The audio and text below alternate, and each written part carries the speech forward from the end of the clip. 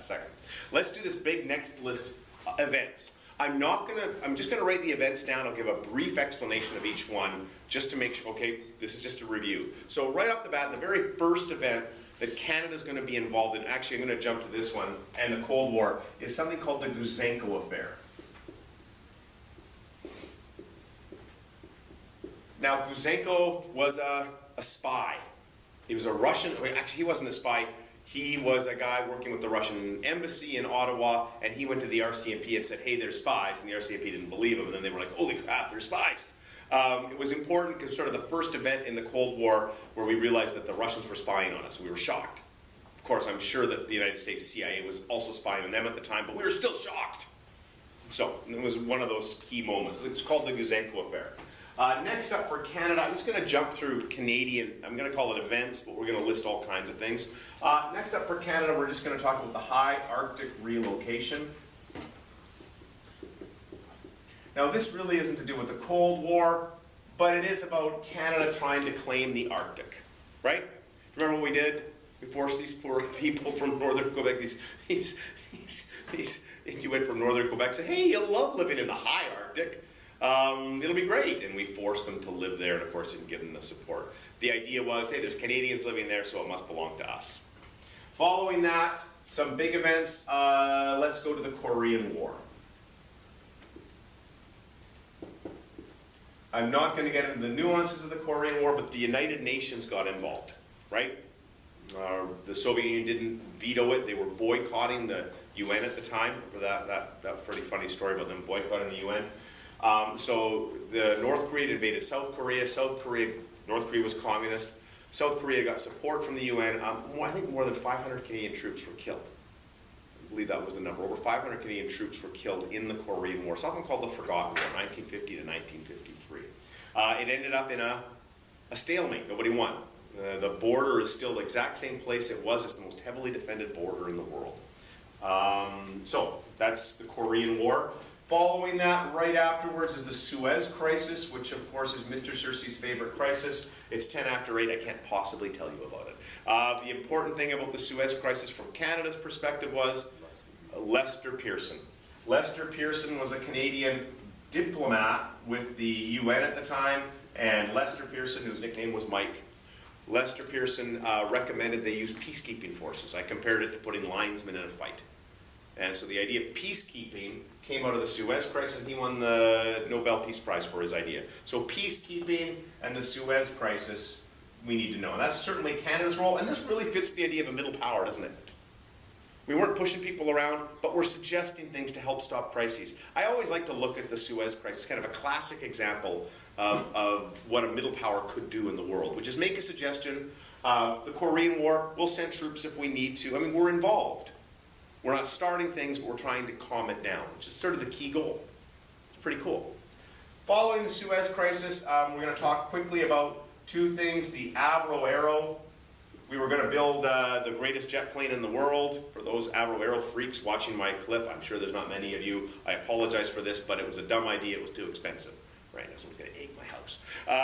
But it was too expensive, and a guy named Prime Minister Diefenbaker canceled it. It's always been controversial. The U.S. was unhappy with that because they felt like, well, now we got to do all the work. You know, you were going to actually have somebody to help defend the airspace, the Avro Arrow. We replaced it with something. This is trivia, called the Bomarc missile. Remember that's my favorite thing, because the Bomarc missile was made to carry nuclear weapons, but Canada wouldn't let nuclear weapons on our soil, so we instead put sandbags on top of our Bomarc missiles. I hope they ask that question. They won't, but I still love it. I think they should have called them the Sandman missiles. Okay? Like Canadian history, they'll put you to sleep. Now, beyond the Avro Arrow, the next one is going to be the Cuban Missile Crisis. Now we're going to start moving here. The Cuban Missile Crisis, closest the world got to arguably a nuclear war. More Adrian. And the Cuban Missile Crisis, did Canada have a direct role? No, probably not. In fact, it was controversial because the U.S. asked to let their planes land on Canadian soil during the crisis, and our Prime Minister, Diefenbaker, wouldn't let them because of nuclear weapons. After a while, the people in Canada were like, no, we got to support the U.S. more, and it became a controversy. there was Canadian diplomacy going on behind the scenes that we're learning about now. Still, Canada was not directly involved in this, and it's controversial that we didn't support the U.S. right away, like we did at 9/11. Now that might look different, but still, there were significant differences in how we handle things. So the next big one we're just going to mention is the Vietnam War. Again, even though it's Canadian history, the Vietnam War was massively important in the United States. Canada did not support the U.S. war effort there. The only thing Canadians did was our businesses made money selling stuff to the U.S. military. Canada did not support the United States in the Vietnam War. I'm going to quickly go through a few more things we didn't do. Or we did, I guess, and it upset the Americans. We recognized Communist China. We always thought that was pretty funny. Hello, Communist China, you're there. And the Americans are like, don't say that. You can't pretend the Communist Chinese aren't there. We have so many events here. I'm just going to keep going. I hope that's all right. Following the recognition of Communist China, let's move on a little bit more. Okay, let's start thinking about Canada's role after the Cold War. Is that all right? Let's talk about Canada's role after the Cold War. What are some things we can talk about Canada and the UN? That's the Somalia affair. So Canada and the UN now. This is in just a little list here. We have Somalia. It was called Operation Restore Hope. This is the one where the Canadian paratroops tortured and murdered a teenager. And that's why the Canadian Paratroop Division doesn't exist anymore. After Somalia, we have Rwanda. And the story of Rwanda, of course, is the genocide in Rwanda, where Romeo Dallaire, a Canadian general, was with the UN saying, we need help, and they wouldn't listen to him. And we talked about whether Dallaire, by the way, just last week resigned from the Senate. He said, I just can't be a part of this institution anymore. People call him like the soul of Canada, if you will, the ethical center of Canada, it seems right now. He is, he's a fascinating guy who struggled with alcoholism and PTSD, but you know, he is saying, I can't stand for that. So the story in Rwanda. Yugoslavia. The ethnic cleansing in Yugoslavia, which the UN couldn't stop. Canada was there. Canadian troops took active part. We're learning more and more in the battles in Yugoslavia. And then the story after the battles in Yugoslavia, the NATO going in and dropping bombs to get it to stop. That's the question of ethnic cleansing. If I were you, if we're doing just straight review, one good thing to do, looking at the old exams, they had a map of the Middle East and Europe at one point, if you've seen that, and they've got dots in Yugoslavia and down in the Suez and somewhere on Cyprus. Canadian troops are on Cyprus as well. We didn't talk about that as peacekeepers. Cyprus, well, if you really are interested, it's an island just off of Turkey. Don't think they'll ask about it. But they've got that map and they say, where did an ethnic cleansing take place?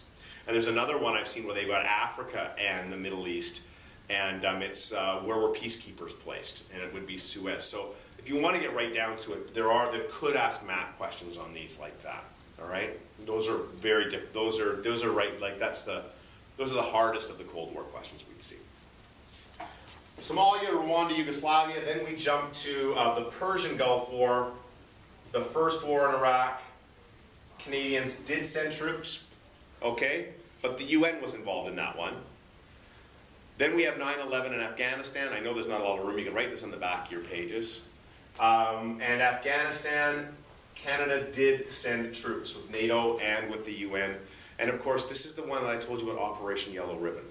And this get down to that big idea we talked about and you came up with, that Canada tends to get involved when we're defending our friends. But we don't get involved when we think that our friends are not needing defense, like things like the Vietnam War. The Cuban Missile Crisis is one which is kind of back and forth.